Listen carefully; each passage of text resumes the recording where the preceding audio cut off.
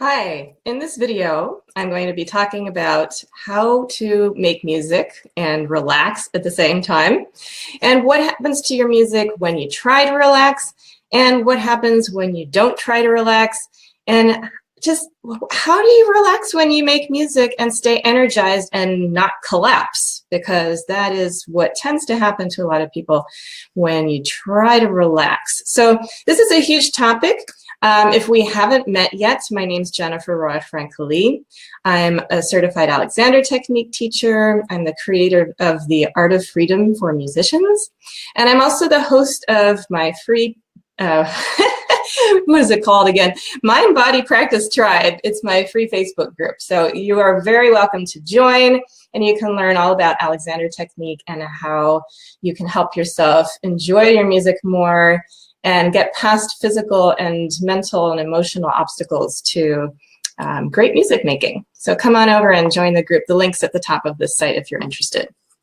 Okay, so let's dive into our topic for today.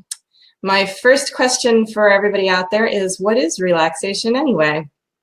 And so that you don't have to come up with the answer, you're probably already imagining, what is it to relax? You might even be thinking of people lying around on the beach or lying on chaise lounges and collapsed into a couch watching television after a long, hard day of work. So very often our images of relaxation have to do with kind of going down and collapsing and letting go of the stress of life. But I wanted to give you an actual dictionary definition of relaxation. So, excuse me. So I did Google relaxation before this broadcast, and I thought I would just read some of these definitions that popped up just from a search. Sorry, I'm not feeling that great today. I should have brought some water. Excuse me. All right, so here are some definitions of relaxation. A relief from bodily or mental work. That would be nice, don't you think? A loosening or slackening. A diminution or remission of strictness or severity. That's an interesting one because it involves a little bit of the emotional component there. If something is too strict or severe, that implies non-relaxation. And so if you're lessening that strictness and severity, you get a little more relaxation. Here's another one. The state of being free from tension and anxiety. Now, I would just like to comment on that one because, yes, you can be free from anxiety. Can you be free from tension? No, that's impossible. So we can throw out that definition as far as I'm concerned. However, it's really nice to be in a state of less tension. Okay, it's all relative. If you didn't have any tension, you would be a puddle on the floor. What we need is appropriate tension. I mean, just to be upright, just to walk around, your muscles need to have a certain amount of relative tension, and there is a freedom in those muscles that allows them to be flexible and to lengthen and contract. So the tension in us is distributed evenly around the body. And if you need to do something special with your fist, there may be more tension in certain muscles and less tension in other muscles. But there's always going to be tension. Tension is not bad. All right, tension has gotten a bad rap. So tension keeps you alive. You can't even breathe without tension. So tension is not the problem. Excess and inappropriate and unnecessary tension are not helpful or life-inducing. So I think that's more of the problem. And they're certainly not helpful to great music making. Okay, so here's the last definition I want to read to you. Relaxation is, excuse me again, relaxation is the loss of tension in a part of the body, especially in a muscle when it ceases to contract. This definition is also a little problematic as far as I'm concerned from an Alexander Technique perspective, because, well, yes, so everybody make a fist. If you're watching and you want to experiment for a moment, make a fist, make it really, really tight, and then release it. but don't open up your hand. You're just making a tight fist and then soften it. Tight fist and relax it. Okay? So that's pretty easy. But this time I want you to do it again. Make a fist, feel how tight it is, and kind of scan the rest of your body. And then release the fist and scan the rest of your body again. And I'd be really curious to, I see people are starting to come on here, and hello to everybody. I'm going to stop and say hello in just a second. But whoever's there, I'm really curious to hear what you are experiencing if you do this. Let's do it again. Tighten your fist and scan your body and see what you notice about other parts of your body. And then release the fist and scan your body again. You can't tell me that all you feel or all you notice is right here in your hand. Actually, that's not true. If you're not used to checking in with yourself like this, you may very well not notice anything else in the rest of your body, and that's perfectly fine. This is actually a skill to become aware of what's going on in the rest of your body. So what I said wasn't true. So if this is the first time, you may not notice anything, but for people who work with me or you're in my free group, you have been doing practices of paying attention to what's going on in your system. So probably you noticed that when you tighten your fist and keep it really tight and work really hard at tightening it, other parts in your body get tight as well, and vice versa. So when you're releasing your fist and you soften it, you check in with the rest of your body is releasing as well. So this last definition here, we can throw that one out too, where it says there's a loss of tension in a part of the body. That's true, but only partially true, because there's also loss of tension in the rest of your body. Or there's an overall easing, let's say, in the rest of your body, because your body is a whole. You are a whole. You are not a bunch of parts.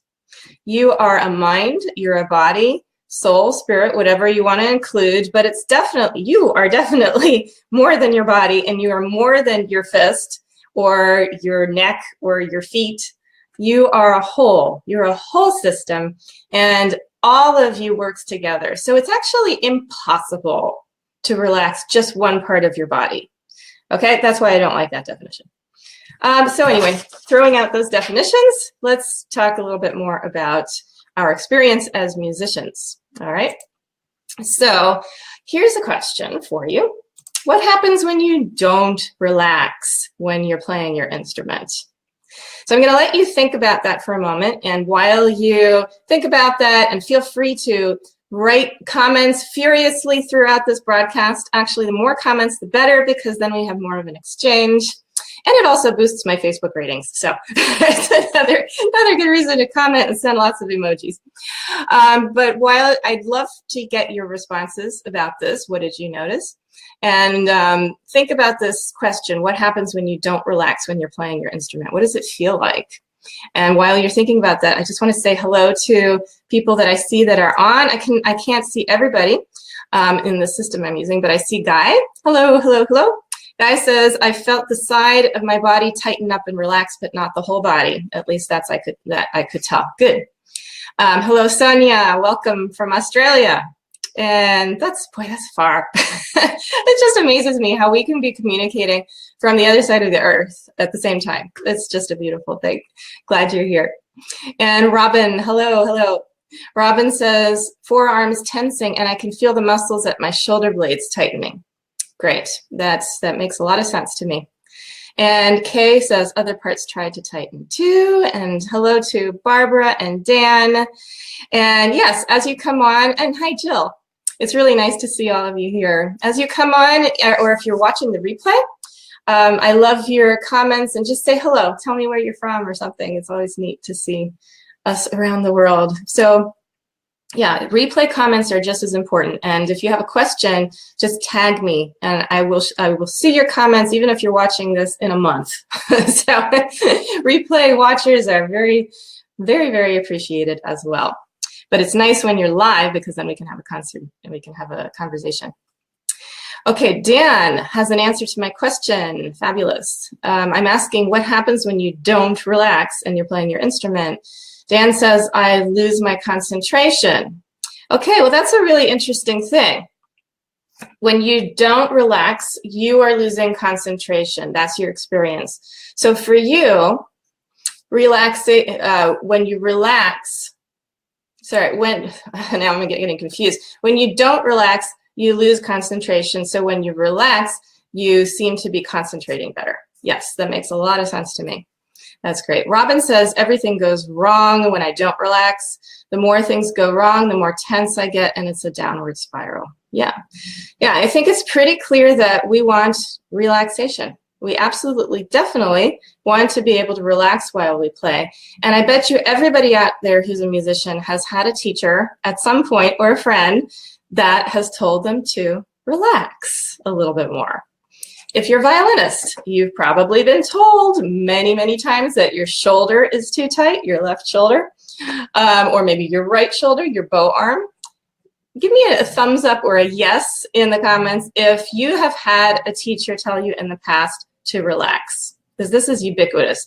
This is universal. Everybody, people know you've got to relax, all right? And most people are too tight most of the time. The problem is we don't even know that we're carrying around too much tension most of the time. And that brings me to the key question here is, why aren't you relaxed when you play? Everybody knows you need to relax when you play, but why aren't you relaxed when you play? And even though you've been telling yourself a million times, gotta let go of that shoulder, gotta put that shoulder down, gotta relax that wrist, I need to have a looser wrist, or if you're a pianist, gotta relax those arms, I need empty arms. You've probably been told to have empty arms. So if you're telling yourself that all the time, how come you're not doing it all the time? How come you have to keep repeating that to yourself? Why are you not relaxing? Why don't you do it? That's the million-dollar question of the day. So I'm curious. Oh, here Kay says, yes, and I thought it was impossible. Right. Because actually, kind of is impossible to relax just part of your body. And I think this is really the key to what we're talking about today. Relaxing part of you really doesn't work. So most of the time when we think that we're too tight, we're not looking at ourselves globally. First of all, we're looking at just the body most of the time. Actually, a lot of the times when people have performance anxiety, that's a good example, we know that there's an emotional component.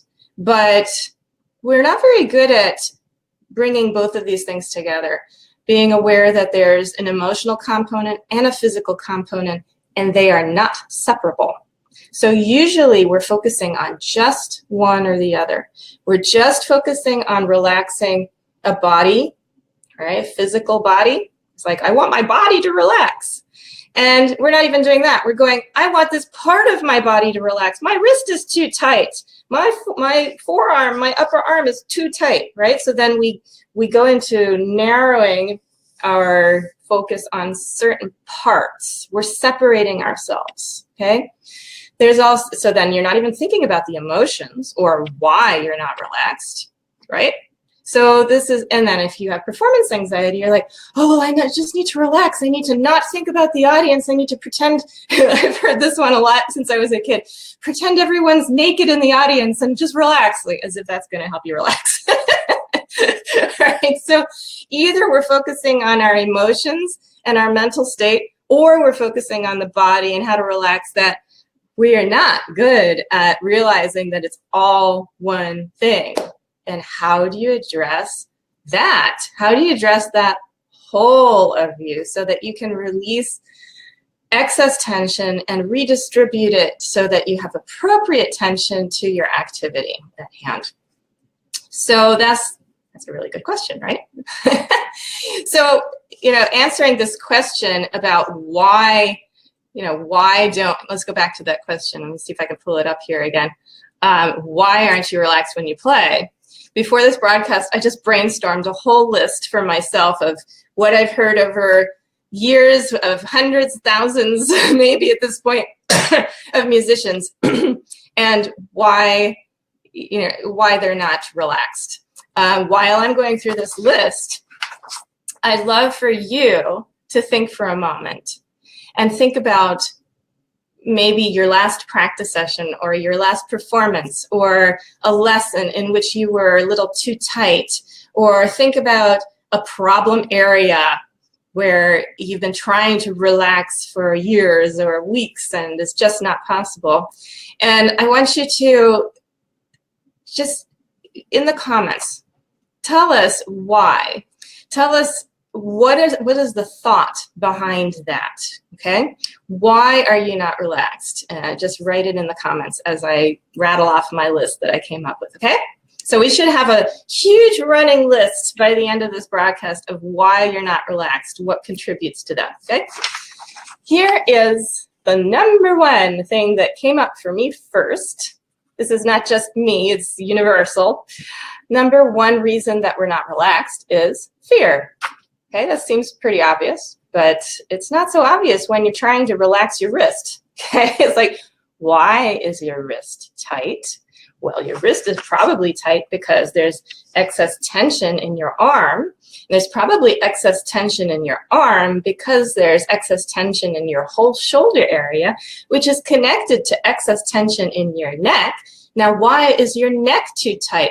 Probably you're afraid of dropping your violin because you've been told since you were a kid, don't drop that precious instrument. That's one reason to feel afraid. Or maybe you're worried about what other people are going to think. So you're afraid for your self-image, or you're afraid about people's reactions to what you're doing or what you sound like. You judge yourself. Maybe you don't feel prepared. You think you haven't done enough work and you don't know your piece well enough. So that's going to make you tight. Okay. Maybe you didn't even sleep enough. Maybe your diet isn't very good. Maybe you're not taking care of yourself. Maybe you're too stressed. You're overwhelmed. You're running around all the time with too much to do.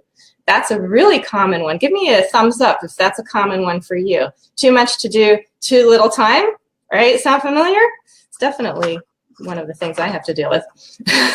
So these are all reasons. Here's some more reasons why you're not relaxed when you're playing. Here's a big one. Maybe you're trying too hard. Maybe you're trying too hard to get it right. What happens when you try too hard to get something right? You try too hard and you harden, you tense, right? Maybe you're impatient. That's one of my big ones. Like, I want to get it right now. Why is this not working? And then I get tight. So impatience is a major, major, major cause of tension, and we could all learn a little more patience. give me a heart if you could learn to be more patient in your life. Can you relate to that? If you're a very patient person, I bow to you. Okay, so impatience is a big reason for tension. Maybe you care too much. Maybe you're too serious about what you're doing. Maybe you're worried. This is a big one too. Maybe you're worried about pain or physical discomfort. And when we worry about our pain, or maybe if you're just in pain, we do tend to protect ourselves from the feelings of pain. And we do that by kind of blocking and holding ourselves to prevent ourselves from feeling the pain. To kind of let go and allow yourself to feel that pain. You don't have to do it all at once. Even just a little bit can be helpful. But that's a reason for tension. Speaking about physical pain, there's also emotional pain that we're blocking ourselves from. And that's a big one too. So if you have unresolved emotions that you're dealing with, maybe you just had an argument with somebody and you're upset. Well, your body is going to have more tension than you need to play your instrument when then you go practice, right? So processing those emotions can help you release some of those tensions. I have one more here. Sometimes we don't relax because we're not really clear about what we want. We're confused, and our body is in a state of confusion, and we're kind of pushing and pulling ourselves in different directions, and that creates an imbalance. And when you're off balance, your body just physically needs to create more tension so that you don't fall over, so you don't lose your head, literally and physically. So that's a big long list, and I'm really curious to see. I've been noticing some comments coming in, so I want to take a moment and read what other people are coming up with for about all of this. Robin is saying, I know I don't practice anywhere near enough as I should. So when I do everything, it's all rushed, which leads to panic. Right, right, right. So you don't feel prepared. You're feeling guilty about not practicing enough, and you rush. And so there's that sort of impatience there and panic. Yeah, of course. That's totally normal. That makes a lot of sense. And also self-image. She says, everyone thinks I'm amazing when I say I play violin, even though they haven't heard me. That's funny. I get that too. And then they say, do you get paid for that? Like, where are you from? And then, sorry, I keep interrupting Robin's comment here, which is great. She says, so then I end up highlighting how bad I am, which has a negative effect on my playing. Yeah. Also too much to do in too little time. Those are great insights, Robin. And I'm sure that other people watching this can relate to everything that you just said. Those are really common.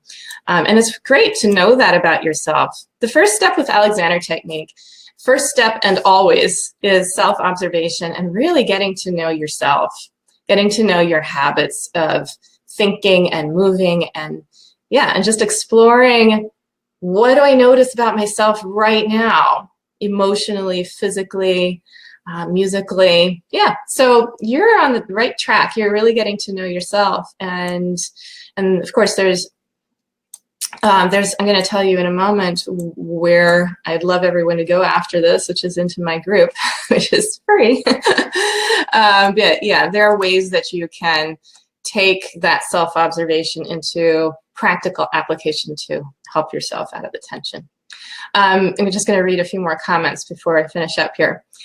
Sonia says, a little voice is telling me that a tricky part is coming up and I go wrong frequently at that part. Yeah, that's right. And so I'm glad you highlight. I'm going to actually put that one up there because I can do that. And it's cute. So there's a little voice that's telling you a tricky part's coming up. There's a difficult passage in the music that's coming up.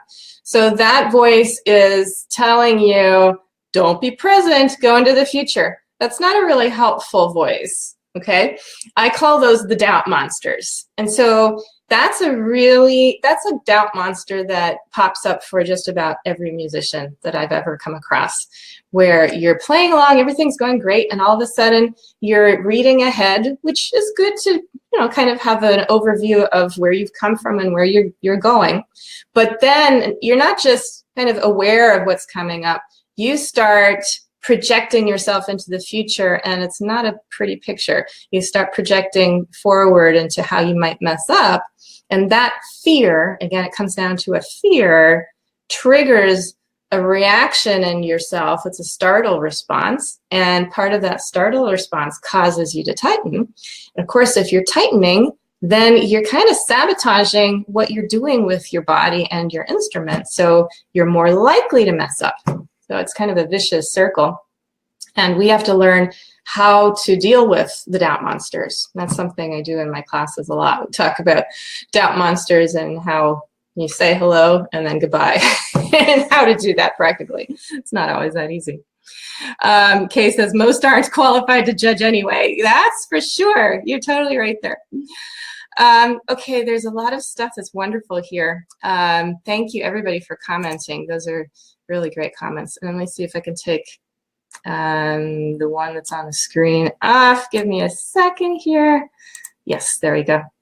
Okay, so just to wrap up, just to summarize what we've done so far. We talked about what relaxation is. We talked about why we want to be more relaxed while we play, because basically it sounds better, it feels better, and we enjoy ourselves more. The music's better, and our audience is going to enjoy it more. Just in a nutshell, it feels better, and for everyone involved, and it's more fun. So relaxation is obviously something we want, but most of us focus on specific parts when we want to relax, and that doesn't work. And actually, I don't even use the word relaxation very much, because most people have a negative, let me put it differently. Most people, when you think of relaxation, you think of something that's kind of collapsing. And that's actually not energized. When you're playing an instrument, you're an athlete and you need energy, and music is an energy. So it's got to go through you. And when you're collapsing, you're actually compressing yourself in a way that clamps down on that energy, and it makes it harder to transmit the musical energy because you're kind of blocking the flow. So the way people usually think of relaxation is not true relaxation, it's collapsing. Right? So this is tricky, because if most people are thinking of relaxation in the wrong way, it's not always helpful to use the word relaxation. You don't want to think about relaxation of parts. It has to include your whole self. And you don't want to be thinking of relaxation as a loss of energy. You need to have all that energy to do what you want to do and enjoy it. It's not about lying on the couch, all right? So we really need to have a better definition of relaxation, but we also we need to know, how do you do it? How do you relax when you play? And that's such a huge, there's such a huge question, there's such a huge answer to that I can't answer that right now, except to say that the solution, the way I see it, is that you've got to get to the root of the tension. The root of the tension is never in your wrist. It's never in your wrist that's trying to do vibrato in the violin or viola. The root of the tension is not where you feel the pain. I mean, if you have back pain, the root of the tension is not in your back. Okay? So getting to the root of the tension is the only way that you're going to really have a way to undo the tension in a way that lasts and is effective and is going to allow you to be energized at the same time when you make your music. So how to get to the root of the tension is a huge topic, and I can't just give you the answer right here. But I do want to send you to my free Facebook group, because you can learn how to do it there. And you have a link at the top of this post, or if you're watching on YouTube, I'm going to place this on YouTube later. There will be a link there. There's a lot of fun stuff that we do in my Mind Body Practice Tribe. That's my free Facebook group. We do something called the cycle, which is a basic introductory Alexander technique etude developed by Mio Morales. He's a teacher in Oregon. And we do this live in my group every week, and I have my students do it twice a day because it's extremely powerful. You can learn how to do it on my tutorial on YouTube. Just Google my name, Jennifer Roig-Francolí, and the cycle. But it's not enough to just do it once. I mean, you can watch the video and learn how to do it in 10 minutes, and then you can do it for yourself. It takes 2 minutes to do a cycle. But there's something about a community where you're doing it together and you're around like-minded, like-hearted people who are all musicians, and who, I mean, everybody in my group wants to know how to play their instruments in a relaxed and energized way. So we all come together to learn how to do that together. So your first step there would be to join the group if you're not a member of my practice tribe.